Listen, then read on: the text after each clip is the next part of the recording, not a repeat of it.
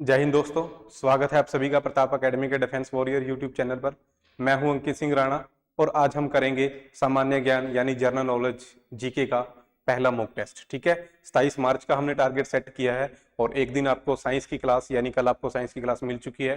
Science का mock test आपने attempt कर लिया होगा। अगर नहीं देखी है वीडियो तो चैनल पर जाके चैनल को सब्सक्राइब करें और साथ में वीडियो जो है मॉक टेस्ट साइंस का वो अटेम्प्ट करें। ठीक है, तो आज बारी है सामान्य ज्ञान यानी जीके की। ठीक है, तो पहला मॉक टेस्ट है वो हम शुरू करते हैं। ठीक है जी, बाकी वीडियो की पीडीएफ आपको टेलीग्राम चैनल से मिल जाएगी और डेली क्विज है जो आप इंस्टाग्राम अकाउंट पे हमें फॉलो करके जो क्विज वगैरह है वो अटेम्प्ट कर सकते हैं। ठीक है, आर्मी एग्जाम से रिलेटेड कोई भी क्वेरी आपकी है, कुछ भी पूछना चाहते हैं तो डायरेक्टली मैसेज हमें कर सकते हो। ठीक है, इंस्टाग्राम अकाउंट पे। तो पहला प्रश्न है आपका, उर्वशी महाकाव्य किस महाकवि की रचना है? तो आपने उर्वशी बुक बतानी है किसकी लिखी हुई है। ठीक है, वीडियो को पॉज करके आपने क्वेश्चन अटेम्प्ट करना है। चार ऑप्शन आपके पास हैं, अयोध्या सिंह, रामधारी सिंह दिनकर, बालाकृष्ण शर्मा और सूर्यकांत त्रिपाठी निराला। इसका सही आंसर है बी, रामधारी सिंह दिनकर, ये राइट आंसर है। ठीक है, और बुक्स के ऊपर काफी क्वेश्चन है जो आर्मी एग्जाम्स में पूछे जाते हैं। ठीक है, तो कुछ बुक्स मैं आपको बता देता हूं, जैसे इंडिया विंस फ्रीडम काफी पूछी जाती है। तो इंडिया विंस फ्रीडम ये बुक है मौलाना अबुल कलाम आजाद की। ठीक है, इंडिया विंस फ्रीडम। और इसके अलावा आपने बुक याद रखनी है आनंद मठ। आनंद मठ जो बुक है वो किसकी लिखी हुई है? वो लिखी हुई है बंकिम चंद्र चटर्जी की। ठीक है, गीतांजलि अगर पूछी जाए तो गीतांजलि लिखी है रविंद्रनाथ टैगोर ने। इसके अलावा आप पंचतंत्र याद रख सकते हो, पंचतंत्र जो लिखी है विष्णु शर्मा ने लिखी है। ठीक है, काफी सारी बुक्स हैं तो आपने याद रखनी है जितनी ज्यादा बुक्स हो उसके, क्योंकि बुक्स के ऊपर काफी क्वेश्चन है जो आर्मी एग्जाम में पूछे जाते हैं। ठीक है, नेक्स्ट, विश्व स्वास्थ्य संगठन यानी WHO वर्ल्ड हेल्थ ऑर्गेनाइजेशन की स्थापना कब हुई? ठीक है, तो वर्ल्ड हेल्थ ऑर्गेनाइजेशन की स्थापना आपने बतानी है कब हुई है। ये चार ऑप्शन आपके पास है, 1948, 45, 46 और 47। ठीक है, तो इसका सही आंसर है 1948। 1948 में वर्ल्ड हेल्थ ऑर्गेनाइजेशन की स्थापना हुई है, विश्व स्वास्थ्य संगठन की। और विश्व स्वास्थ्य संगठन का मुख्यालय भी पूछा जाता है, हेडक्वार्टर, तो आपने याद रखना है वर्ल्ड हेल्थ ऑर्गेनाइजेशन का हेडक्वार्टर जनेवा में है। ठीक है, और जनेवा कहाँ है? जनेवा आपको मिलेगा स्विट्जरलैंड में। ठीक है ना, स्विट्जरलैंड में आपको जनेवा मिलेगा। ठीक है, याद रखना है, इसका हेडक्वार्टर काफी पूछा जाता है। सिंधु घाटी लिपि की सूचना, सिंधु घाटी लिपि के बारे में बताना है, इसकी सूचना का स्रोत क्या है? ठीक है ना, तो यानी सिंधु घाटी की जो लिपि है, जो भाषा थी उनकी, वो हमें कहां से पता लगती है? ये चार ऑप्शन आपके पास हैं, आभूषणों से, मुहरों से, मूर्तियों से या खिलौनों से। ठीक है ना, तो जो वो शब्द लिखते थे, ठीक है, जो वो शब्द, जो वर्ड वो लिखते थे, वो हमें कहां से मिले हैं? तो वो हमें मिले हैं मुहरों से। ठीक है ना, जो वो मोहर यूज करते थे, मोहर यानी सील जो वो यूज करते थे, वहां से हमें सिंधु घाटी की जो लिपि है वो पता लगी है। ठीक है, सिंधु घाटी की जो लिपि है वो अभी तक पढ़ी नहीं गई है, ये भी आपने याद रखना है। ठीक है, और ये लिपि कैसी थी? अगर आपसे पूछा जाए सिंधु घाटी की लिपि कैसी थी, तो ये लिपि थी चित्रात्मक लिपि। ठीक है ना, चित्रात्मक, इसमें चित्र यूज करते थे। जैसे आप आज भी व्हाट्सएप पे चैटिंग वगैरह करते हो तो उसमें इमोजी यूज करते हैं ना, कुछ भी अगर लिखना हो तो हम इमोजी यूज कर लेते हैं उसमें। तो ऐसी ही ये लिपि थी, उसमें क्या है, चिन्ह ऐड किए गए हैं, तो कोई वर्ड नहीं है। ठीक है, जैसे आज हम लिख देते हैं WAR, है ना, वॉरियर लिखने, डिफेंस वॉरियर लिखा हुआ है यहाँ पे, तो ऐसी कुछ नहीं था, ऐसी कोई भी लिपि नहीं थी उनकी। वो क्या यूज करते थे? चित्र यूज करते थे। ठीक है ना, और सबसे ज्यादा कौन सा चित्र यूज किया गया है? फिश का चित्र है जो वो यूज किया हुआ है। ठीक है, और सिंधु घाटी सभ्यता का सबसे पहला शहर कौन सा खोजा गया था? सिंधु घाटी सभ्यता का सबसे पहला शहर जो खोजा गया था वो था हड़प्पा शहर। ठीक है ना, ये क्वेश्चन बहुत बार आता है, सिंधु घाटी सभ्यता का सबसे पहला शहर कौन सा खोजा गया था? हड़प्पा। और हड़प्पा किस नदी के किनारे है? तो हड़प्पा है रावी नदी के किनारे, ये याद रखना है आपने। हड़प्पा शहर किस नदी के किनारे है? रावी नदी के किनारे। और सिंधु घाटी सभ्यता की खोज किसने की थी? सिंधु घाटी सभ्यता की खोज की थी डॉक्टर दयाराम साहनी ने। याद रखना है आपने, सिंधु घाटी सभ्यता की खोज किसने की है? डॉक्टर दयाराम साहनी ने की है। ठीक है जी, सिंधु घाटी सभ्यता का सबसे बड़ा शहर अगर पूछा जाए तो इस क्वेश्चन को थोड़ा ध्यान से देखना है। सिंधु घाटी सभ्यता का सबसे बड़ा शहर अगर आपसे पूछा जाए तो अगर ऑप्शन में आपको दिखे राखी गढ़ी, कौन सा शहर दिखे? अगर ऑप्शन में दिखे आपको राखी गढ़ी, ठीक है, तो राखी गढ़ी ही राइट आंसर होगा। सिंधु घाटी सभ्यता का सबसे बड़ा शहर अगर पूछा जाए और ऑप्शन में दिखे आपको राखी गढ़ी, तो राखी गढ़ी ही राइट आंसर होगा। अगर ऑप्शन में राखी गढ़ी नहीं मिलता और ऑप्शन में फिर मोहनजोदारो ही आपको मिलेगा, और मोहनजोदारो राइट आंसर होगा अगर राखी गढ़ी ऑप्शन में नहीं है। ठीक है, बुक्स वगैरह में तो आपको मोहनजोदारो ही लिखा मिलेगा, क्योंकि जो बुक्स वगैरह हैं वो काफी पुरानी है और वो बार बार रिपीट कर देते हैं, ठीक है ना, उसमें करेक्शन अभी नहीं हुई है। बट एट टाइम अगर आज की हम बात करें, ठीक है, आज के टाइम में राखी गढ़ी जो हरियाणा में है, हरियाणा के हिसार में है ये, ठीक है ना, ये सबसे बड़ा शहर है सिंधु घाटी सभ्यता का। ठीक है, ओके। नेक्स्ट, निम्नलिखित में से किस सिख गुरु को जहांगीर ने मृत्यु दंड दिया था? तो जहांगीर जो है ये मुगल बादशाह है, ठीक है ना, याद रखना है, मुगल बादशाह जहांगीर ने किस सिख गुरु को मृत्यु दंड दिया था? तो ये चार ऑप्शन आपके पास हैं, गुरु हरिकृष्ण, गुरु तेग बहादुर, गुरु गोविंद सिंह या गुरु अर्जन देव। ठीक है, इसका राइट आंसर क्या है? इसका राइट आंसर है डी, गुरु अर्जन देव। ठीक है ना, गुरु अर्जन देव को मुगल बादशाह जहांगीर ने मृत्यु दंड दिया था। गुरु अर्जन देव के बारे में आपने याद रखना है, अगर पूछा जाए सिखों के पवित्र ग्रंथ आदि ग्रंथ की रचना किसने की? आदि ग्रंथ, ठीक है, तो आदि ग्रंथ की रचना की है गुरु अर्जन देव ने। ठीक है, और अगर आपसे पूछा जाए कि सिखों के 5वें गुरु कौन थे, तो सिखों के 5वें गुरु थे गुरु अर्जन देव। अगर आपसे पूछा जाए सिखों के 10वें गुरु कौन थे, तो सिखों के 10वें गुरु थे गुरु गोविंद सिंह। अगर आपसे पूछा जाए कि खालसा पंथ की स्थापना किसने की थी, खालसा पंथ की स्थापना किसने की थी, तो गुरु गोविंद सिंह। ठीक है, सिखों के अगर 9वें गुरु पूछा जाए, तो सिखों के 9वें गुरु कौन है? गुरु तेग बहादुर। ठीक है, याद रखना है आपने। और आपके लिए मेरा प्रश्न ये है, आपने बताना है गुरु हरकृष्ण सिखों के कौन से गुरु थे? ठीक है जी, सिखों के कौन से गुरु थे? गुरु हरकृष्ण। ठीक है जी, ये क्वेश्चन आपके लिए, आपने कमेंट करके मेरे को बताना है। ठीक है, next, Hindustan socialist Republican association के संस्थापक नेताओं में से एक थे। तो ये चार ऑप्शन आपके पास है, आपने बताना है इन चारों में से कौन हिंदुस्तान सोशलिस्ट रिपब्लिकन एसोसिएशन यानी HSRA के जो संस्थापक थे उनमें से एक कौन थे? तो इसका सही आंसर है भगत सिंह। ठीक है, जो भगत सिंह थे उन्होंने और चंद्रशेखर आजाद ने और साथ में काफी सारे क्रांतिकारी थे, मिलकर क्या बनाई थी? Hindustan socialist Republican association. ठीक है जी, ये दिल्ली के आजाद मैदान में बनाई गई थी। ठीक है ना, दिल्ली का जो फिरोज शाह कोटला जो वो मैदान है ना, वहां पे बनाई गई थी। ठीक है ना, और अगर इस में से मैं सोशलिस्ट वर्ड हटा दूं, ठीक है ना, तो क्या बचेगा? Hindustan Republican association, HRA। ठीक है, अगर ये पूछा जाए ये किसने बनाई थी, तो इसका आंसर होगा राम प्रसाद बिस्मिल। राम प्रसाद बिस्मिल। ठीक है, राम प्रसाद बिस्मिल, याद रखना है आपने। ठीक है, और यहाँ पे BR अम्बेडकर के बारे में आप देख सकते हो, जिन्हें भारत के संविधान का पिता कहा जाता है। ठीक है ना, भारत के संविधान का पिता कहा जाता है, और भारत के संविधान बनाने के लिए एक कमेटी भी बनी थी जिसे बोला जाता है ड्राफ्टिंग कमेटी या प्रारूप समिति। तो प्रारूप समिति के अगर आपसे हेड पूछा जाए तो वो होगा, उसका आंसर होगा भीमराव अंबेडकर। ठीक है, सुभाष चंद्र बोस के बारे में आपने याद रखना है, सुभाष चंद्र बोस ने नारा दिया था दिल्ली चलो। ठीक है, और तुम मुझे खून दो मैं तुम्हें आजादी दूंगा। ओके, नेक्स्ट, गांधी जी ने साबरमती आश्रम की स्थापना कब की थी? तो गांधी जी का एक आश्रम था साबरमती आश्रम। ठीक है, ये इसकी स्थापना गांधी जी ने कब की? ये चार ऑप्शन आपके पास हैं, 1917, 1918, 1915 और 1921। ठीक है, इसका सही आंसर है 1917। ठीक है, इसका सही आंसर क्या है? 1917। और गांधी जी से जुड़ी आप कुछ जानकारियां देख लो, जैसे गांधी जी बैरिस्टर बनने मतलब वकील बनने कहाँ गए थे? वकील की पढ़ाई करने, वकालत की पढ़ाई करने कहाँ गए थे? वो गए थे लंदन, ये आपने याद रखना है।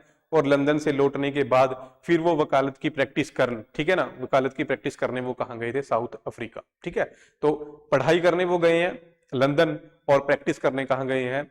South Africa. तो इंडिया में आश्रम था इनका साबरमती आश्रम या सत्याग्रह आश्रम, और साउथ अफ्रीका में भी इनका एक आश्रम था साउथ अफ्रीका वाले आश्रम का इनका नाम है टोल्स्टॉय आश्रम। याद रखना है आपने, कई बार एग्जाम में डायरेक्ट क्वेश्चन है जो पूछा जाता है कि गांधी जी के साउथ अफ्रीका वाले आश्रम का क्या नाम था, टोल्स्टॉय आश्रम, ठीक है ना।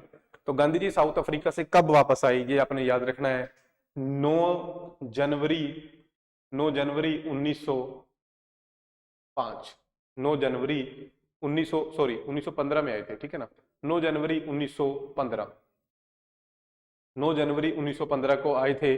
और इसी खुशी में हर साल 9 जनवरी को हम मनाते हैं प्रवासी भारतीय दिवस। प्रवासी भारतीय दिवस याद रखना है आपने। प्रवासी भारतीय दिवस कब मनाया जाता है, तो प्रवासी भारतीय दिवस यानी NRI डे, NRI डे जो है वो हम मनाते हैं हर साल 9 जनवरी को। क्यों? क्योंकि गांधी जी 9 जनवरी 1915 को भारत आए थे साउथ अफ्रीका से, ठीक है। और गांधी जी का आपको पूरा नाम पता ही है, मोहनदास करमचंद गांधी। पिता का नाम था करमचंद गांधी और माता का नाम पुतली देवी। जन्म हुआ था 2 अक्टूबर 1869 को, ठीक है। और मृत्यु हुई थी 30 जनवरी 1948 को, ठीक है ना। 30 जनवरी को हम मनाते हैं शहीदी दिवस और 2 अक्टूबर को हम मनाते हैं अहिंसा दिवस। अहिंसा दिवस, ठीक है जी, अहिंसा दिवस मनाते हैं। गांधी जी के समाधि स्थल को कहा जाता है राजघाट, ठीक है। गांधी जी के समाधि स्थल को क्या कहा जाता है, राजघाट, ठीक है। तो ये कुछ पॉइंट हैं गांधी जी से रिलेटेड आपने याद रखने हैं जो एग्जाम में बार बार रिपीट होते हैं। नेक्स्ट, स्वतंत्रता से पूर्व रियासतों में कौन सी रियासत सबसे बड़ी थी, ठीक है। तो अपने देश में राजे महाराजाओं का भी रूल था, ठीक है, और अंग्रेजों का भी रूल था। तो जो अपने राजे महाराजे वाली जो साम्राज्य थे उन्हें हम बोलते हैं रियासतें, ठीक है ना, देसी रियासतें। तो आजादी के टाइम से या आजादी से पहले देश की सबसे बड़ी रियासत कौन सी थी, तो वो थी हैदराबाद, ठीक है, हैदराबाद थी, ये आपने याद रखना है। और जब देश आजाद हुआ था उस टाइम जो ब्रिटिश गवर्नमेंट थी, अंग्रेज थे, उन्होंने ये बोल दिया था कि जो आजादी मिली है वो सिर्फ उनको मिली है जो ब्रिटिश इंडिया में रह रहे हैं, ठीक है ना। जो देसी रियासतें हैं, जो राजे महाराजे की स्टेट है, वो खुद डिसाइड कर सकते हैं कि उन्हें अपनी जो रियासत है उसको आजाद रखना है या हिंदुस्तान में मिलाना है या जो नई कंट्री बनी थी पाकिस्तान उसमें मिलाना है, ठीक है ना। तो हैदराबाद थी जो रियासत, इसने बोला था कि इसको पाकिस्तान में जाना है, ठीक है ना। तो बट बाद में क्या है, सरदार वल्लभ भाई पटेल ने आर्मी वगैरह हमने यूज करके और जो हैदराबाद है उसको अपने भारत में मिलाया था, ठीक है ना। तो ये आप याद रख सकते हो। बाकी हैदराबाद कहाँ पे है, हैदराबाद है तेलंगाना में, ठीक है ना। तेलंगाना की राजधानी है हैदराबाद। और हैदराबाद कौन सी नदी के किनारे है, हैदराबाद है मूसी नदी के किनारे, याद रखना है, हैदराबाद मूसी नदी के किनारे है। हैदराबाद में आपको मिलेगा चार मीनार। चार मीनार, अगर आपसे पूछा जाए चार मीनार कहाँ है, हैदराबाद में है, ठीक है। अगर आपसे पूछा जाए फलकनुमा पैलेस कहाँ है, फलकनुमा पैलेस कहाँ है, फलकनुमा पैलेस, तो फलकनुमा पैलेस भी आपको हैदराबाद में ही मिलेगा। ओके, नेक्स्ट, संविधान सभा के डैश 1946 के अंतर्गत भारतीय संविधान का निर्माण हुआ है, ठीक है।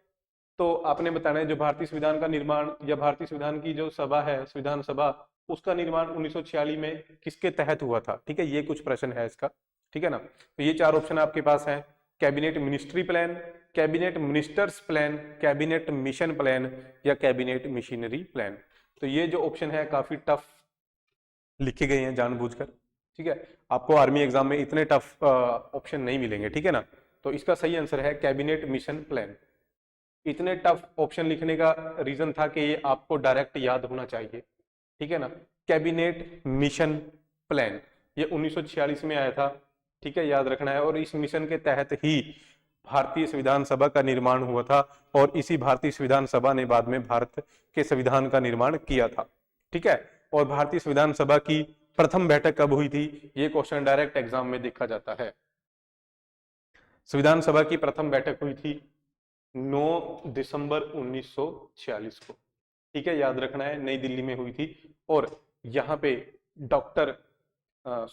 यहाँ पे सच्चिदानंद सिन्हा को टेम्परेरी चेयरमैन यानी अस्थायी अध्यक्ष चुना गया था भारत की संविधान सभा का, ठीक है ना, याद रखना है। और जो भारतीय संविधान है इसको भारतीय संविधान सभा ने कब अपनाया, तो ये क्वेश्चन भी आ जाता है।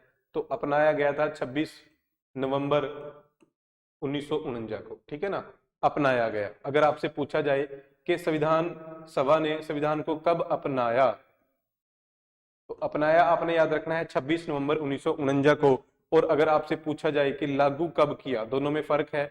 अपनाया 26 नवंबर को और लागू किया 26 जनवरी को, 26 जनवरी 1950 को। और 26 जनवरी 1950 से ही हमारा जो संविधान था वो लागू हो गया था।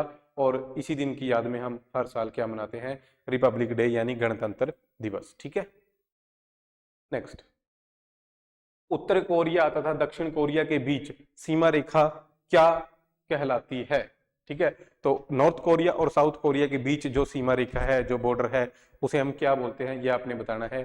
तो ये चार ऑप्शन आपके पास हैं। रेड क्लिफ लाइन यानी रेड क्लिफ रेखा, 49 समांतर रेखा यानी 49 पैरेलल लाइन, 38 पैरेलल लाइन और 17 पैरेलल लाइन, ठीक है, ये आपने बताना है। तो इसका सही आंसर है 38वीं समांतर रेखा, ठीक है, 38th पैरेलल लाइन। ये दो देशों के बीच बॉर्डर है, उत्तर कोरिया और दक्षिण कोरिया के बीच, ठीक है। यहां पे आपने याद रखना है जो रेड क्लिफ लाइन है ये इंडिया और पाकिस्तान के बीच है, इंडिया एंड पाकिस्तान, ठीक है। जो 49वीं समांतर रेखा है, पैरेलल लाइन है, ये है यूएसए और कनाडा के बीच, ठीक है। 38वीं आपको पता लग गया है, उत्तर कोरिया और दक्षिणी कोरिया। तो जो ये 17वीं समांतर रेखा है ये फिलहाल तो नहीं है, बट ये पहले थी उत्तरी वियतनाम और दक्षिणी वियतनाम के बीच, नॉर्थ वियतनाम और साउथ वियतनाम के बीच। फिलहाल वियतनाम एक ही कंट्री है, अलग कंट्री नहीं है। ये पहले वार के टाइम ऐसा हो गया था, ठीक है ना, तो काफी लंबी स्ट्रगल चली थी, तो वो एक अलग टॉपिक है, ठीक है ना।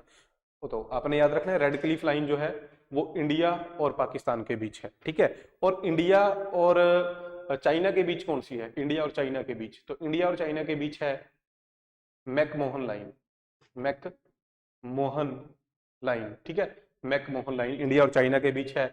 इंडिया और अफगानिस्तान के बीच कौन सी है, इंडिया और अफगानिस्तान के बीच है Durand line, Durand line, Durand line, ठीक है जी, ये आपने याद रखना है। बाकी वीडियो अगर अच्छी लग रही है तो वीडियो को यार लाइक कर दियो, ठीक है, लाइक कर देना है अपने, और शेयर भी करना है, ठीक है। कमेंट करके बताना है अगर कोई इश्यू है, ठीक है, लैंग्वेज में कोई प्रॉब्लम है, ये यहाँ पे लिखने में कोई प्रॉब्लम है, या आपको प्रॉपर नहीं दिख रहा, तो जो भी प्रॉब्लम है आपने इंस्टाग्राम पे मैसेज कर देना है या फिर वीडियो के नीचे कमेंट कर देना है, कोई इशू नहीं है, ठीक है। अच्छी लग रही है तो भी, अगर बुरी लग रही है तो भी कमेंट करना है, ठीक है। नेक्स्ट है जी, सेशल द्वीप कहाँ स्थित है, तो सेशल जो द्वीप है, जो टापू हैं, वो आपने बताना है। सेशल नाम के टापू कहाँ पे मिलेंगे आपको, तो इसका सही आंसर है प्रशांत महासागर में, ठीक है, प्रशांत महासागर में ये आपको मिलेंगे। काफी छोटा सा देश है सेशल, और ये न्यूज में रहता है, ठीक है ना। ये प्रीवियस ईयर क्वेश्चन नहीं है, ये मैंने अपनी तरफ से ऐड किया है सेशल, क्योंकि ये काफी 1-1.5 साल से काफी ज्यादा न्यूज में है। छोटा सा टापू है, क्योंकि भारत ने यहाँ पे एक टापू को परचेज किया है, उनके साथ एग्रीमेंट किया है, यहाँ पे हम अपना मिलिट्री बेस, नेवी बेस वगैरह बनाएंगे, ठीक है। तो इसलिए ये न्यूज में था, इसलिए मैंने इसको ऐड किया है क्वेश्चन को। सेशल जो द्वीप है इसकी राजधानी आपने याद रखनी है विक्टोरिया, विक्टोरिया, ठीक है, विक्टोरिया इसकी कैपिटल है। और ये मिलेगा आपको प्रशांत महासागर में, काफी छोटा देश है, काफी छोटा देश है ये, ठीक है। और प्रशांत महासागर के बारे में आपने याद रखना है, प्रशांत महासागर नहीं, प्रशांत महासागर में नहीं है सेशल जो द्वीप है, ये आपको मिलेगा हिंद महासागर में, ठीक है ना।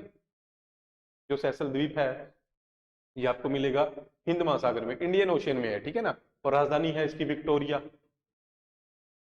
ठीक है, विक्टोरिया इसकी राजधानी है। हिंद महासागर की हम बात करते हैं, हिंद महासागर दुनिया का तीसरा सबसे बड़ा महासागर है, ठीक है।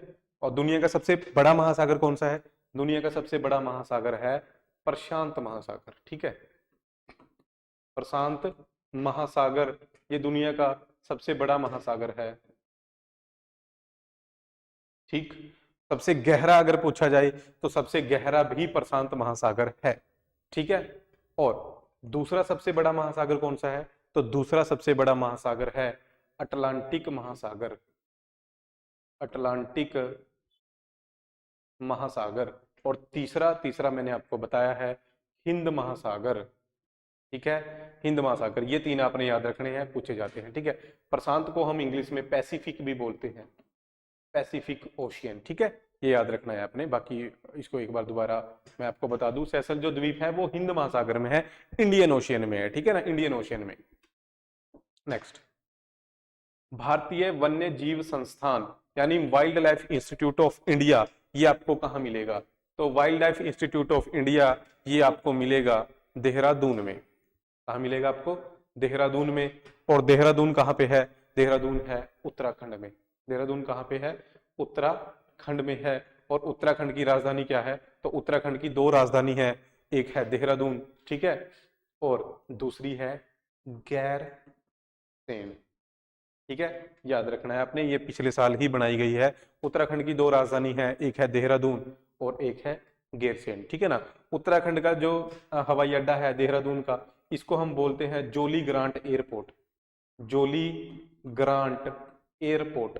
ठीक है, ये याद रखना है, ये एग्जाम में पूछा जाता है। एयरपोर्ट के ऊपर क्वेश्चन है जो वो आने लग गए हैं, पहले नहीं आते थे बट अब जो है एयरपोर्ट के ऊपर क्वेश्चन देखे जाते हैं। जोली ग्रांट एयरपोर्ट, और जोली ग्रांट एयरपोर्ट का नवा नाम अटल जी के नाम पे रखा गया है, अटल बिहारी एयरपोर्ट। ठीक है, ये भी आप याद रख सकते हो, अटल बिहारी वाजपेयी एयरपोर्ट। ठीक है, उत्तराखंड में। बाकी उत्तराखंड में चार धाम है, चार धाम जो यात्रा की जाती है, गंगोत्री, यमुनोत्री, केदारनाथ और बद्रीनाथ। ये चारों कहाँ पे हैं? उत्तराखंड में। कौन कौन से? मैं दोबारा बता देता हूं। गंगोत्री जहां से गंगा निकलती है, यमुनोत्री जहां से यमुना निकलती है, ठीक है, और केदारनाथ, केदारनाथ ये भगवान शिव का मंदिर है, और बद्रीनाथ ये भगवान विष्णु का मंदिर है। ठीक है, ये चारों आपको कहाँ मिलेंगे? उत्तराखंड में मिलेंगे। ठीक है, नेक्स्ट है भाई, भारतीय संविधान में अल्पसंख्यकों को मान्यता किस आधार पर दी गई है? अल्पसंख्यक यानी जो माइनॉरिटी होते हैं वो किस आधार पर बनाए गए हैं? धर्म के आधार पर, जाति के आधार पर, रंग के आधार पर, या फिर कुल जनसंख्या के साथ उस वर्ग की जनसंख्या का अनुपात? तो काफी अच्छा क्वेश्चन है और इसका सही आंसर है डी। ठीक है ना। तो देखा जाता है जो भी कोई धर्म है, ठीक है ना, उस धर्म या उस प्रॉपर जो कास्ट वगैरह है, ठीक है ना, उसका पूरी टोटल आबादी के साथ उसकी रेशो देखी जाती है, अनुपात देखी जाती है। अगर वो काफी कम है तब हम उसको अल्पसंख्यक का दर्जा है जो देते हैं। ठीक है ना। भारत में सिख हो गए, मुस्लिम हो गए, जैन, बौद्ध, पारसी, क्रिश्चियन, इन सभी वर्गों को अल्पसंख्यक का दर्जा प्राप्त है। ठीक है, हिंदू से छोड़ के बाकी जितने भी धर्म हैं सभी को अल्पसंख्यकों का दर्जा प्राप्त है। ओके, बाकी भारत संविधान के बारे में आप देख सकते हो, भारत के संविधान में कुल कितने भाग हैं? भाग अगर आपसे पूछा जाए तो वर्तमान में 25 हैं, और जो मूल संविधान था, मूल संविधान क्या होता है? जो संविधान सबसे पहले बन के तैयार हुआ था उसमें थे 22। ठीक है, याद रखना है।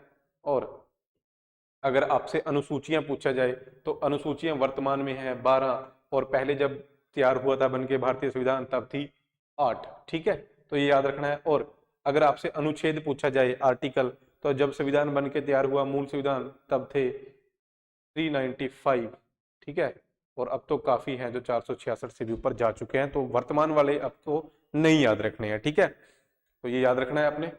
बाकी एक अलग से क्लास में लेके आऊंगा पॉलिटी के संविधान के ऊपर, जितने भी क्वेश्चन आज तक पूछे गए हैं वो सभी क्वेश्चन आपको एक ही क्लास में देखने को मिल जाएंगे। ठीक है, नेक्स्ट है जी, निम्नलिखित कौन सा देश दक्षिणी एशियाई क्षेत्र सहयोग संघ, यानी जिसको हम दक्षेस बोलते हैं या सार्क बोलते हैं, का सदस्य नहीं है? ठीक है ना।